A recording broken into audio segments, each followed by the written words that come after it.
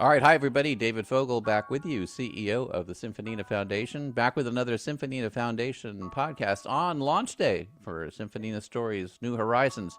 And I am joined by Latin Grammy winner Isabel Dobarro. Isabel, how are you? I'm doing great. Thank you very much for the invitation. Well, it's a re-invitation and your second time on the program, and that gets you officially a friend of the show. And I owe Michael Shapiro an apology because he was on our show a second time, and I forgot to tell him he's a friend of the Yeah. show too. But we welcome you back, and I have two things really that I want to share with the audience today for you. One is, what were you doing at Abbey Road Studios recently, if you can talk about it? And Of two, course. to review what you did for us as part of the International Symphonina Orchestra, playing piano on Alexander Unseth's Symphonina Number 3, Painted City. But let's start with Abbey Road. What were you doing at Abbey Road recently? So I was recording Vicente Alamo's piano concerto with the Royal Philharmonic Orchestra, and this was conducted by Alberto Lopez, fantastic young Spanish conductor. Vicente Alamo is a great also Spanish composer who has this such a beautiful work, such a beautiful musical language, very accessible and really emotional. So this concerto is dedicated to the Persephone myth and what it tells us, or in the way that it relates to audiences, is by really portraying this trip from sadness, from a place there where there's no hope, from darkness to light, and to actually be able to recover from that and be able to truly shine and to bring your best, right? So you see all this journey throughout the piece, and it was such an honor to record this piece with one of the best orchestras in the world, such as the Royal Philharmonic Orchestra. It was incredible already from the very first note. They were amazing. There was no need to rehearse anything because the first note was already extraordinary. So we actually ended up an hour and a half before schedule. So imagine that. It was Wow. incredible. It was incredible. Okay. And Abbey Road is just a dream. Everything is perfect. The piano is perfect. All the mics are incredible. The engineers are amazing. We also had Javier Monteverde there as producer. He was the one producing my album that won the Latin Grammy. So, I know him already, and he has really created such an amazing sound. So it was a weekend to remember for sure. And Spain won the World Cup right That's after. So it that's was definitely a good Sunday. congratulations to you on all that. Were you in studio two then at Abbey Road? Where were Yes, you? I was in the studio too. Okay, Yes. that's great. And then when you were, if you could tell us a little bit more about the piece itself, is it Yes. in movements or is it one continuous performance? How does it go? Yes. So it's divided into four movements. Okay. So the first one reflects actually the rage, the darkness, and this situation, this place in which you feel totally hopeless. It's very virtuosic, but it's also, towards the lower registers of the piano, extremely dramatic.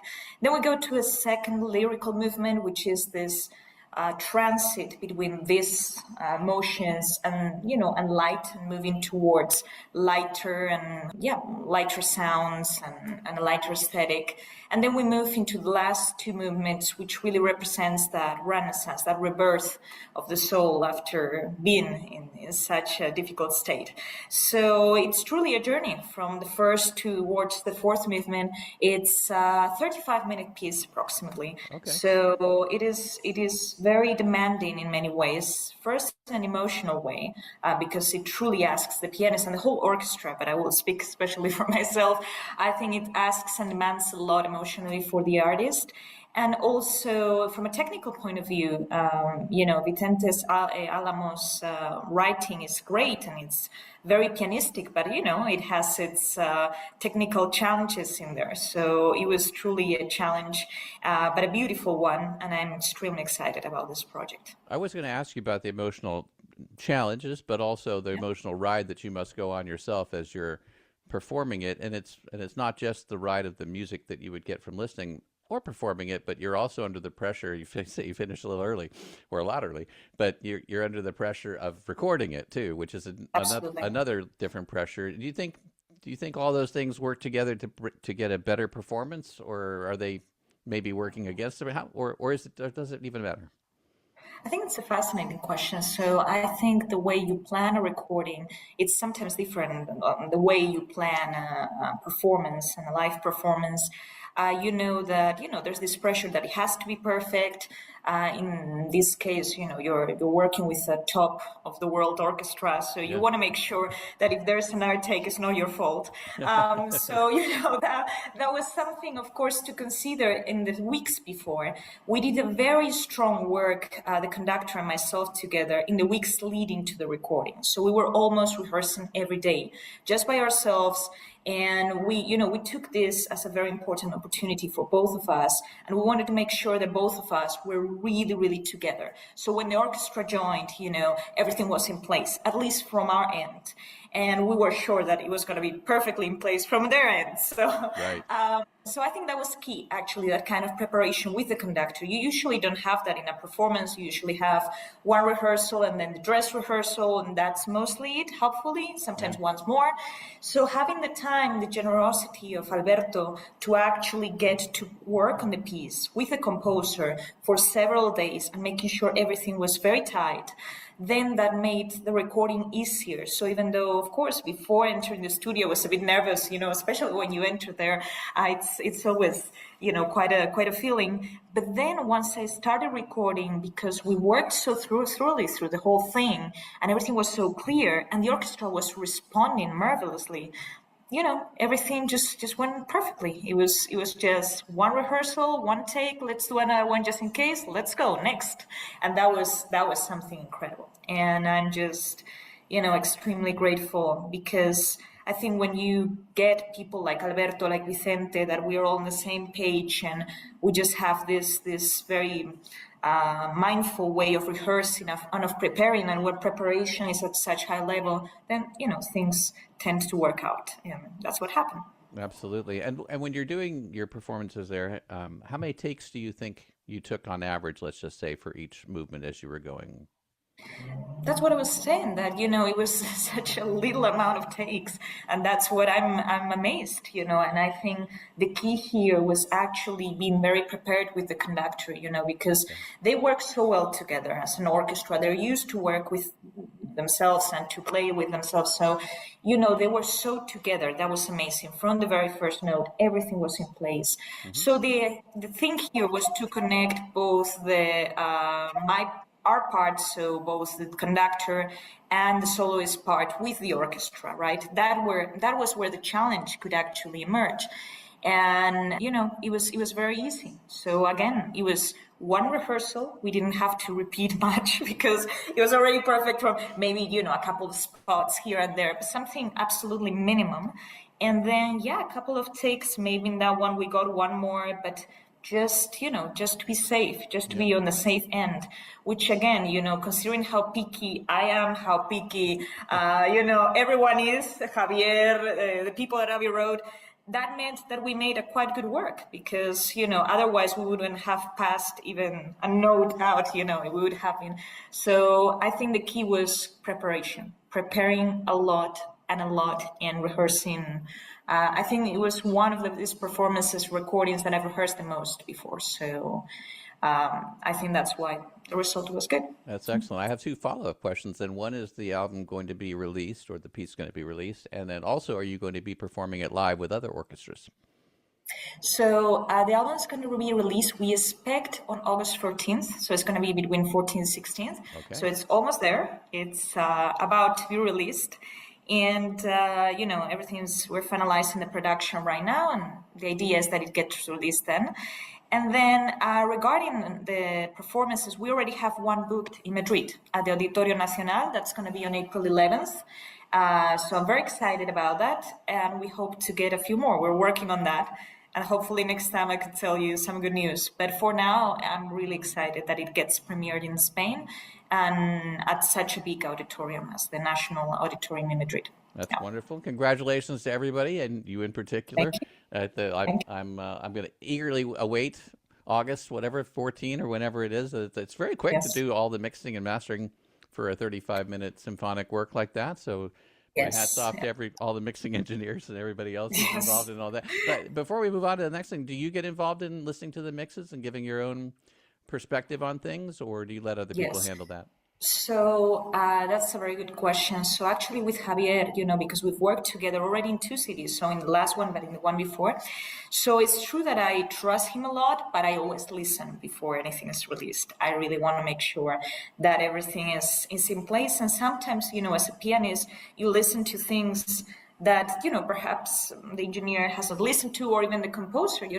I think the more ears that get to a listen, it's better, and we can all contribute in some ways. So usually it does not mean that I'm changing completely what Javier has done already, because his criteria is really good, his ear is amazing.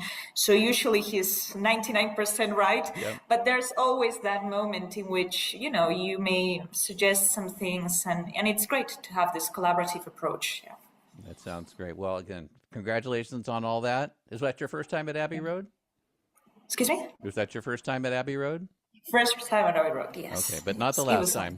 Not the last I time. hope not. I'm sure not, Isabel. So great. Okay, well, we'll look forward to that. And then I want to congratulate you on the work that you did for us for Alexander Unseth's Symphony No. 3 on our Symphonina Stories New Horizons album. And thank you so much for approaching me and letting me know that you wanted to do it. That was awesome.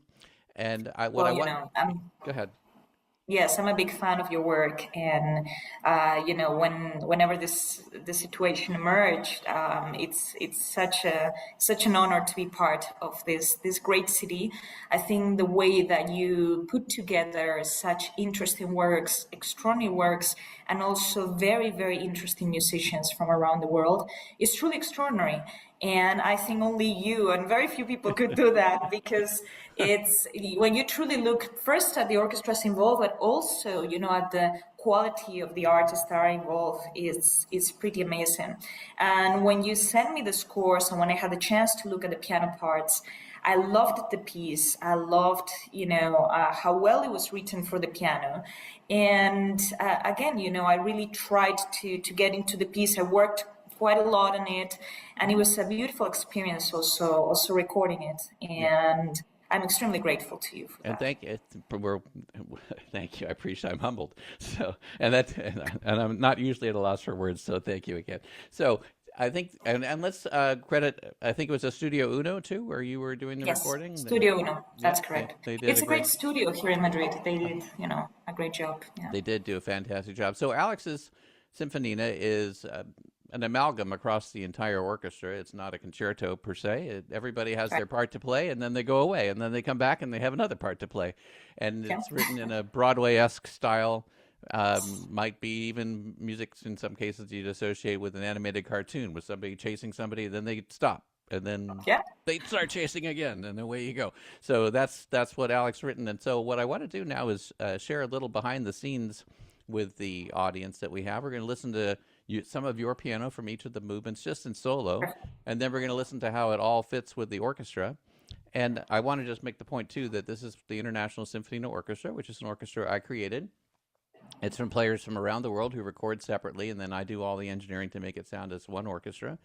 And we do that as an opportunity to have young people primarily from around the world. We have about half young people and half elite players like Isabel here, who wouldn't have those opportunities to play with orchestras, but want them, and our aspiring professionals have that opportunity to be on an album with them and submit for Grammy consideration and other independent award considerations, which will hopefully help them in their career. So that's the fundamental idea behind it.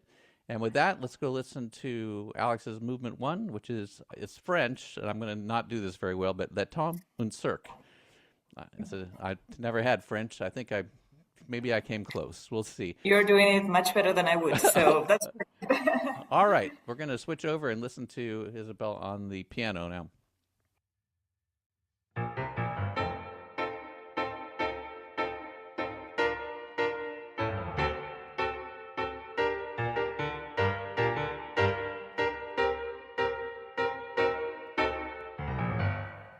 Okay.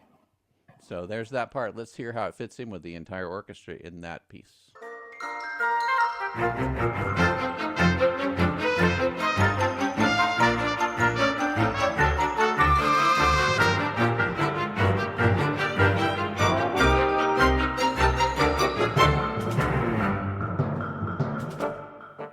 And he has that wood block going through there for the marking of the time as the circus goes along. Actually, Isabel, I wanted to ask you, when you were listening to the mock-up and you were getting excited about it, how does the orchestra sound relative to the mock-up that you received? Well, it sounds so much better. And I think, first of all, I wanted to praise you for bringing all these people together, but then for bringing actually all this music together and make it happen as if it was an orchestra in the same space playing together. It's truly magnificent, the work that you've done. And it's not easy to get to balance all those instruments and to make sure, each of them has its right space and its right sound. So I think it sounds truly, truly well. And you've done a very difficult job, but very, very well. And you were mentioning, about the character of the piece, this Broadway style, and it's true. I mean, while I was working on it, I was totally envisioning that. So it was so much fun to play, so much fun to study it, to analyze it, to play with the rhythms, rhythmically, especially this movement. It's so vital, it's so interesting. And so it has been a joy really to participate both in the preparation stage and also in the recording stage of this great piece. Yeah, we appreciate it. Let's go on and listen to part of movement 2, which is Church Mosaic. Church Mosaic, I will say, starts quietly and ends not quietly, but we're going to listen. We're going to listen to part of the quiet part. Here we go.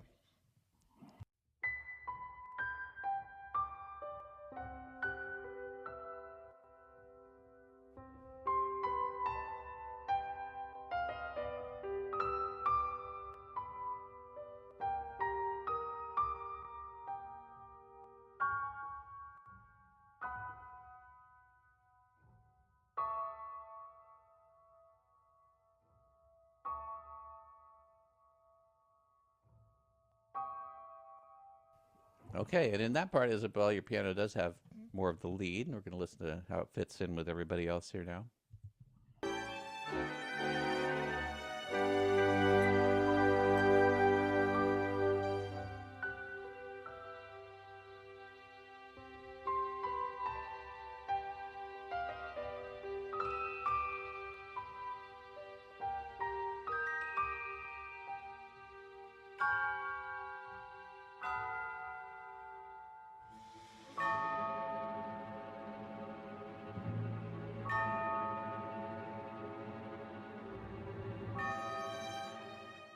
I must recognize this is my favorite movement of all. I think because I have this melodic material and there was this chance for the piano to actually, sing and have this beautiful, beautiful, beautiful melody.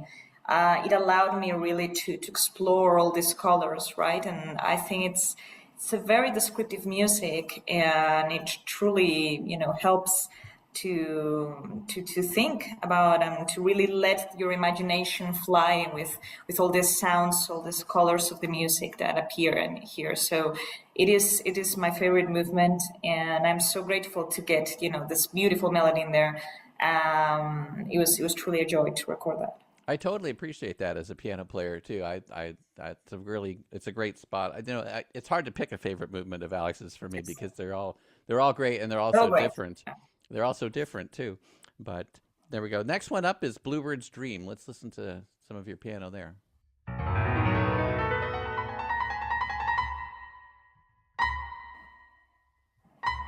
Okay, that's a little excerpt, but here's the actual orchestra playing.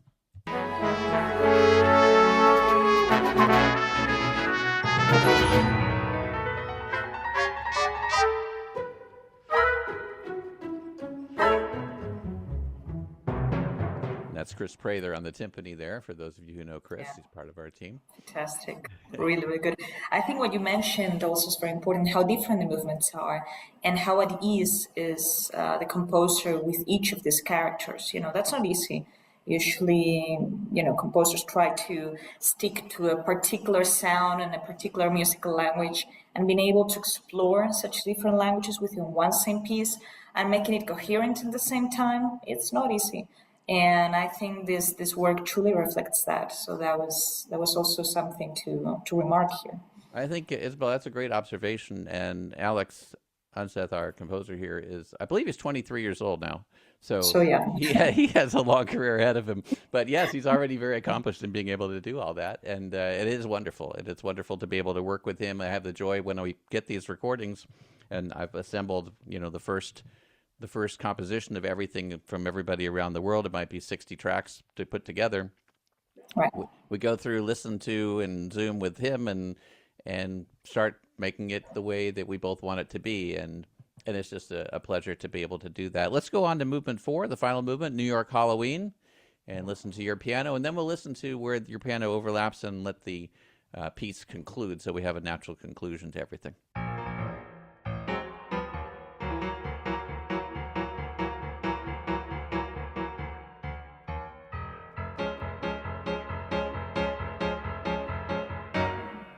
All right. And here is from Isabella and the rest of the International Symphony Orchestra, New York Halloween, from that point to the end.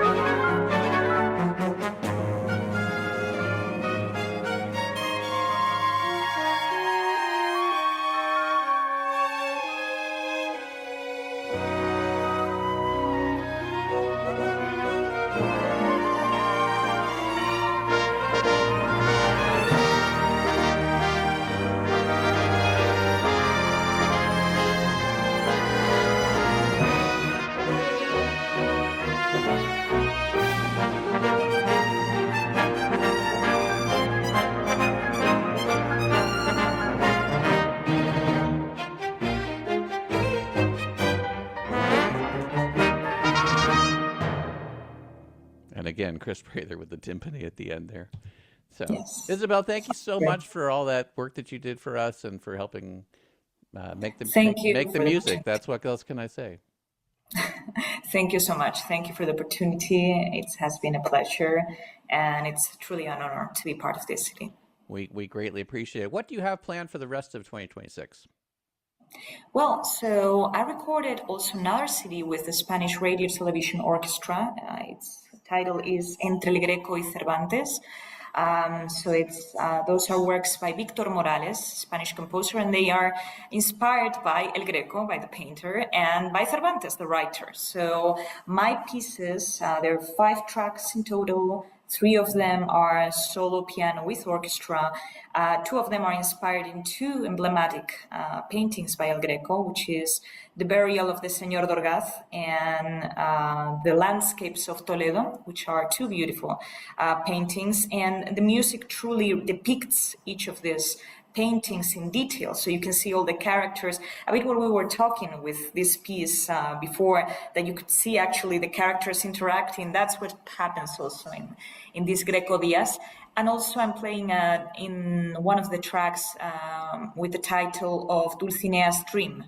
So again, Dulcinea is the beloved character of El Quijote, the beloved of El Quijote. Well, it's her dream. So you could actually see there in this very ethereal kind of sound, colors, and this idealized version of what El Quijote thought of Dulcinea del Toboso. It truly reflects in the piece. It's really marvelous. So we did the presentation of the CD. The CD is already out, and we plan to perform it in Spain. So very excited. This is a production by Emilio Esteban, Jorge Castro, and Rafa Sardina, the legendary engineer, is engineering this beautiful CD. There's the conductor is José Luis López Antón, and in the saxophone we have Pedro Pablo Cámara Toldos, Cristina Barba in the orchestration. So that's one of the projects. And then I'm back at Abbey Road. So you were saying you will be back. Yes, I'll be in December with another CD by a fantastic composer from Argentina, and Lucia Caruso, and I'm playing with her 2-piano concerto. In the meantime, some concerts in Spain. I'm going to Brazil right now to perform with the orchestra there, the National Orchestra, and to perform Kaleidoscope. And coming up also, we have Tokyo, Bogota, Paris and Puerto Rico. So a few concerts. It's going to be a very busy year, and it's very exciting, actually, months ahead.